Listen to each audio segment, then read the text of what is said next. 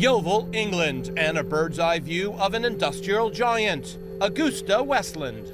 It's not until you fly above the site that you get the enormity of it. It's some 300 acres. It's been here for nearly a century.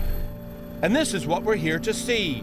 The British military call it the Wildcat. To the rest, it's the AW-159.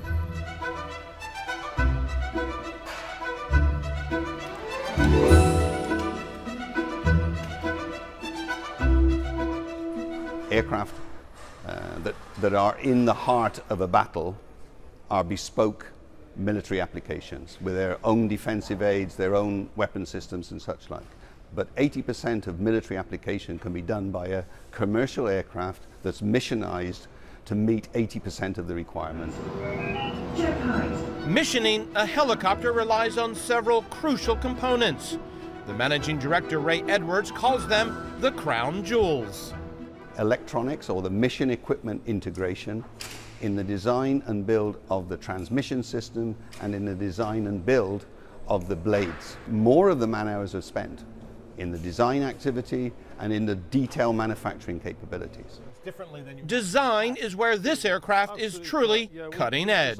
We saw the opportunity. We had a large order of a new aircraft, so this was our chance to design the aircraft on a digital fashion with a computer. And the first prototype aircraft flew exactly on the day we programmed it to.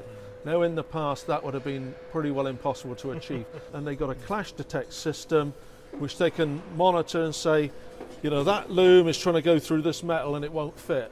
So you never get something which won't You'll know go together. that before you actually start to do that here. This is stage 6, the last thing. This aircraft moves in about 2 or 3 days to the flight line. So what are they doing now? They're testing the IDU displays. They check the fuel loadings on there, the hydraulic pressure, all the warnings. Warning lights might have come in useful for the business.